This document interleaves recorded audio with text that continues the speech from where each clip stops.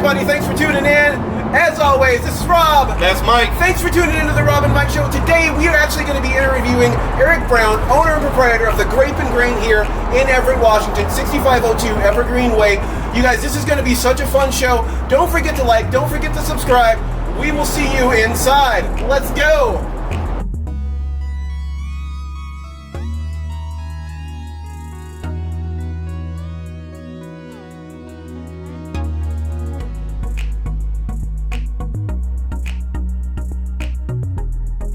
Thanks for tuning in, everybody, and welcome again to the Rob and Mike Show. As always, that's Rob. That's Mike. You guys, we are super excited about today's show.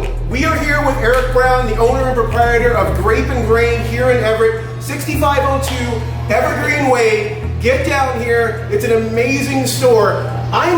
So here's the thing. This is why I think Eric's cool. I've been in like this amazing variety of beer and wine for like a good while now. I've come over here several times and I'm still conscious and still alive. I've learned a lot, and I've also learned how to drink well. And that's a big difference that I've noticed. When you come here, you will learn how to drink well because you can, because it's available for you. So definitely stop by. This place is amazing. Eric is a font of knowledge, and today he's been gracious enough to come on the show and kind of spread some of that knowledge with us. Also tell us a little bit about Grape and Grain here in Everett. So Eric, this place is gorgeous. I mean, everything's beautiful. You've got, I don't even know, like there's so many beers here. I wish we could show you right now to just give you a panoramic. And here they are. And look at all these shots. Look at this. I'm just showing them to you right now. And you guys, this is really amazing. He's got so much variety here. Like how many beers and wines are here?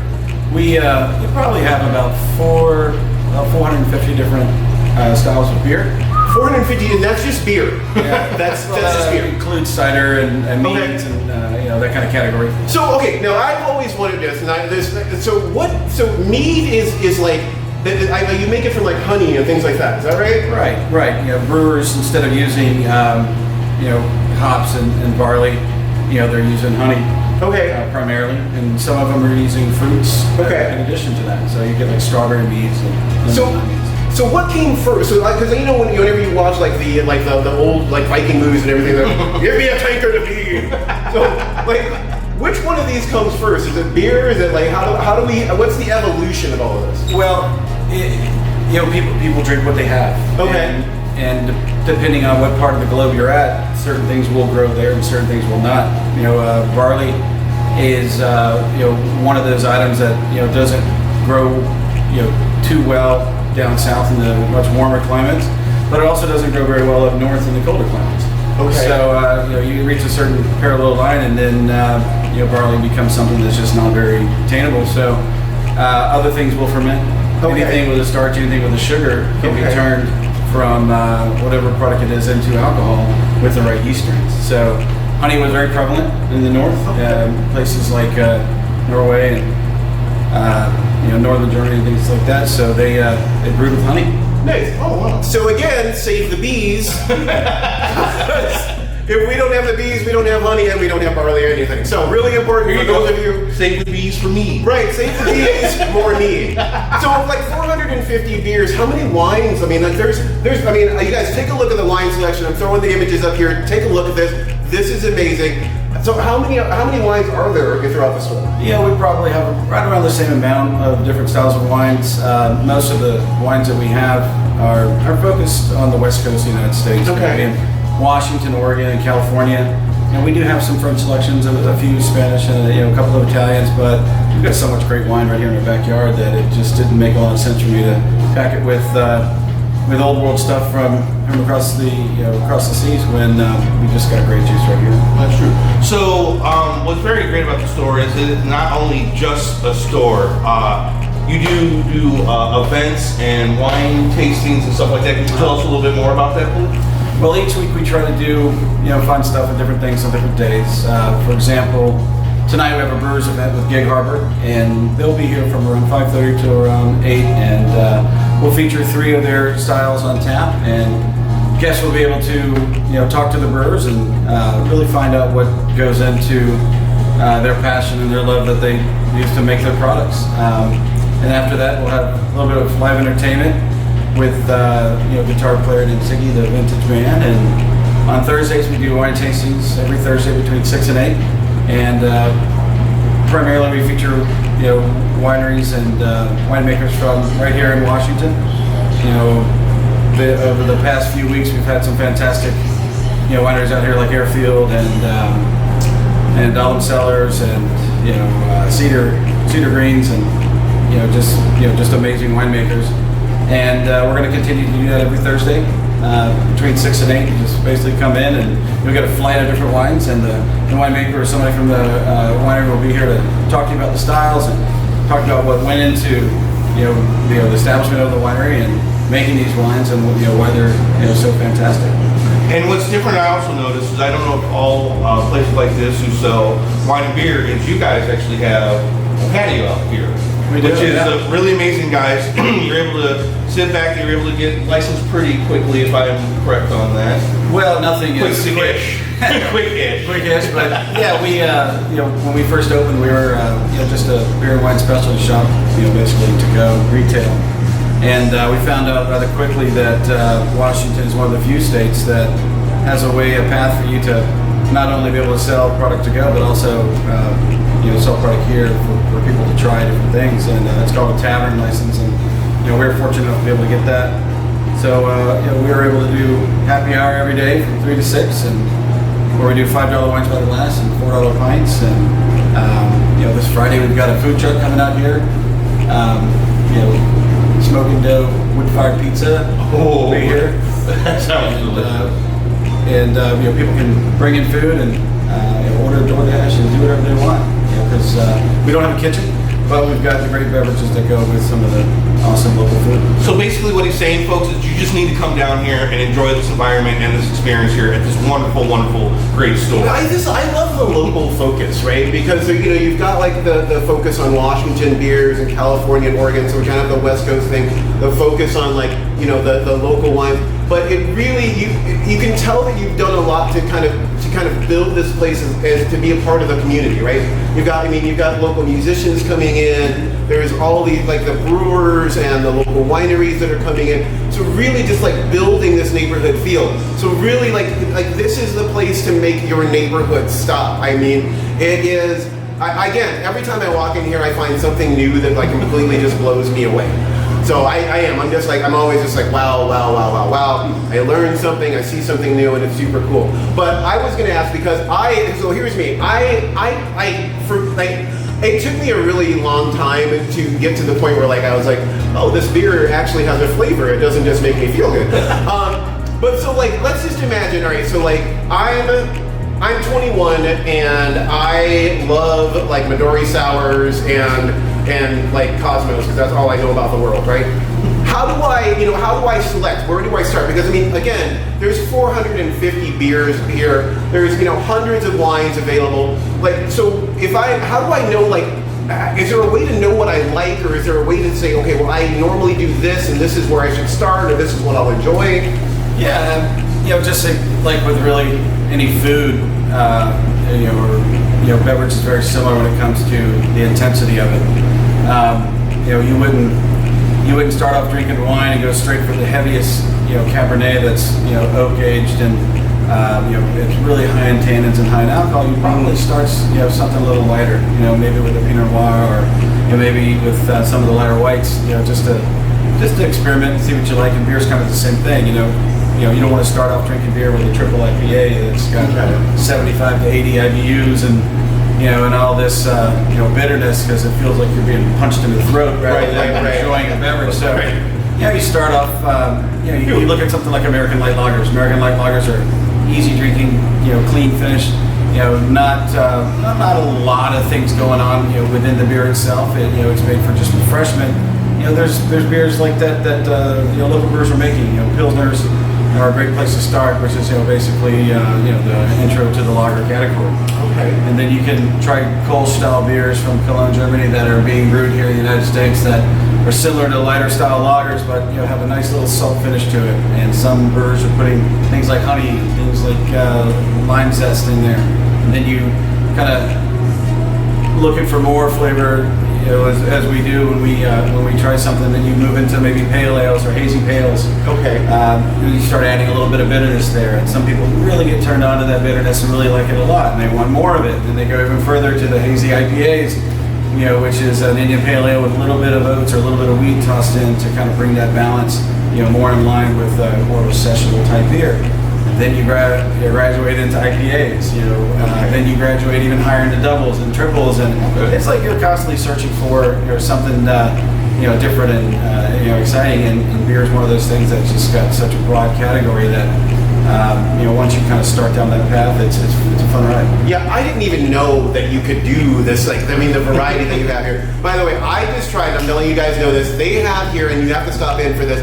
It is a peanut butter milk stout that is so good, so good. So definitely come and try that. Now you said a word that I know that people kind of I know a lot of people are familiar with, but it's also kind of one of the things that I was interested in, because I know that with Pilsners they actually have a specific glass. It's called a Pilsner glass, right? So when I'm doing so I go to a restaurant and I get a pint. They give me the normal 12-ounce pint. Does it make a difference if I'm drinking my beer from a beer glass, or if I'm just swilling it from a obviously a red solo cup is probably what most of us are used to, but there are ways to do this, people. There's ways. Well, beer is a lot like wine. Most people drink it way too cold, and I say that for white wines. When you chill something, you're really kind of masking the flavor and the esters that are built into the hops or the yeast strands when it comes to beer, or with the barrel aging, or with the grapes when it comes to wine. So, American beer, they put it on ice, they drink it as fast as they can, and what can you really taste? It's like taking a bottle of vodka and trying to drink a warm one, and then putting one in the freezer and trying to drink that. Right. One in the freezer is going to go down a lot cleaner, Okay. easier. It's not going to burn as much. But glassware, white wine glasses are different than red wine glasses for that reason, because white wine glasses are a little smaller. They keep the temperature a little more intact. They don't allow as much air surface to come in contact with the wine itself, so the wine's staying a little cooler for a little bit longer period of time. Red wine glasses, you see these big bowl glasses that have larger surface areas, and these nice restaurants they put just a little bit in there, but it's really a 6-ounce pour in a 25-ounce glass.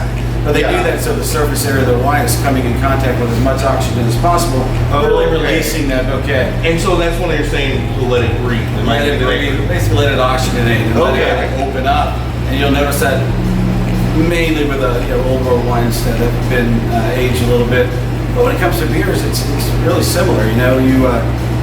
People say a Pilsner glass, it doesn't have nearly as much stuff going on in it as maybe some of the darker amber ales that are barrel aged and have got a little bit of age on. But that style of glass has got a lot of history to it. A lot of these glassware trends and traditions were set in places like Germany and northern Italy and even southern Belgium. And you'll notice a Belgian glass kind of looks almost like a brandy snifter. We've got some hanging back there, but that's really made so that when you put your mouth over to the beer, you're not only getting the taste of it, you're also getting the smell of it. I mean, you've only got I think 1/10 of the taste receptors in your tongue that you do in your nose. Okay. So having that glass that's kind of shaped at a curve is really forcing it to kind of go in at the same time, so you're really getting more out of the flavor rather than just sipping a beer out of a bottle. Your nose is really not involved at all. And all you're tasting is what's in the bottle and not getting the whole. You'll also be able to smell and be able to really enjoy the experience. And if you let that beer go from that 33-degree ice bath up until the mid 40s, low 50s, it's really going to open up too. I'm not saying take a beer, open up and sit on the counter for 20 minutes, but No, I set your beer fridge in the garage at about 40 degrees rather than 30. Well, it's interesting because I've discovered this, and you guys have it as 805, and we actually went floating, and I could tell the difference from the beer that was in the fridge by the time we got to the end of the float. It had much different taste because the beer got room temperature. Right, but all these flavors opened up in it, and it was a completely different experience. And so so for all of you out there who have your fancy glasses, you're right. For those of you who don't have fancy glasses, you're wrong. And stop putting all of your beer on ice because you're ruining it. I think that's the neatest thing because it really is that little bit of a, like you said, like a little 10-degree temperature difference is huge, and it totally enhances your experience. So next time when you're out tonight, let it warm up just a little bit. We're not saying get it hot. You don't have to go because I think in like Ireland, Scotland, places like they don't refrigerate beer at all. Or they just keep it like slightly cool. Guinness, traditionally is served at room temperature. Okay, so it's room temperature, which is 68 degrees for those of you who didn't go through 8th grade science class. But that's a big deal. So again, one of the things that I really love, like I said, the knowledge that you get when you come here, the things that you can learn about. Again, it's 6502 Evergreen Way here in Everett. Grape and Grain, come here, be here. This is a really outstanding place. So one of the other things that I have always kind of we have this discussion, okay? So I know that you have, all right, so there's champagne, and then there's sparkling wine. And there's Prosecco. And then there's Prosecco, right?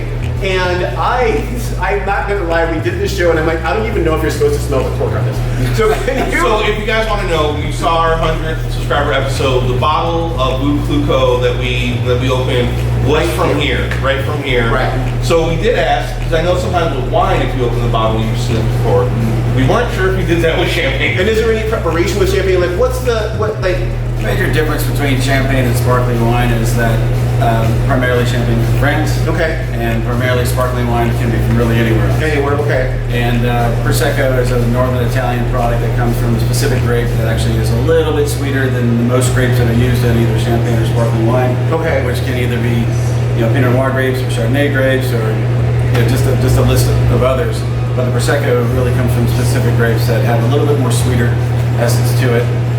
There's also the Spanish equivalent would be Cava. Wait, there's a Spanish equivalent? Oh, yeah. There's a Spanish equivalent! It's called Cava! Come and get some! I'm gonna try some today! But I guess what you would look for primarily when you're trying to decide what sparkling you want is, do you want real champagne that comes from France? And if you do, then there's also categories within that. Do you want a brut that's super dry, or do you want a sec that's going to be a little more sweet? Okay. And sparkling kind of does the same. We have a sparkling rosé from Travari here that is called a sec. That's just a little bit sweeter than their Travari Syrah, which is a brut. It's going to be dry. The sec's going to be sweet. Sweet. So we were really curious because obviously this is your store and you see everything here. What would you say is your favorite in your own store? What is either pick a beer or wine if you want to do both, but what is one that you were you get off work and you're like, I want I guess it depends on how I'm feeling. It depends on my mood. It depends on what I plan on eating. It depends on the weather, honestly. Certain times of the year I'll go for the darker beers. Certain times of the year I'll go for the lighter beers. As of right now, what's in my fridge, there's a lot of different ones in the fridge. I really like hazy pale ales right now, that are a little lower in the bitterness, but a little more going on with the hop and with the barley and oat kind of mash going on. And I like sours a lot too. There's some fantastic sours coming out here locally from Crucible, from Postdoc. We're doing some great stuff even out of Oregon. Hopworks is doing some great sours too. Sweet. And now I don't want to forget this. They are on social media. It is the Grape and Grain Everett on Instagram. So please check them out. They always have a listing of their events. We follow them on our page. I follow them on my personal page. So please check out their Instagram page so you know what's coming up. Wonderful events all the time, as Eric mentioned earlier. Absolutely. But definitely check them out, you guys. 6502 Evergreen Way here in Everett. Eric, I thank you so much for your time. We really appreciate you doing the show with us. We hope that you're going to be a friend of the show and we'll get to see you pretty often.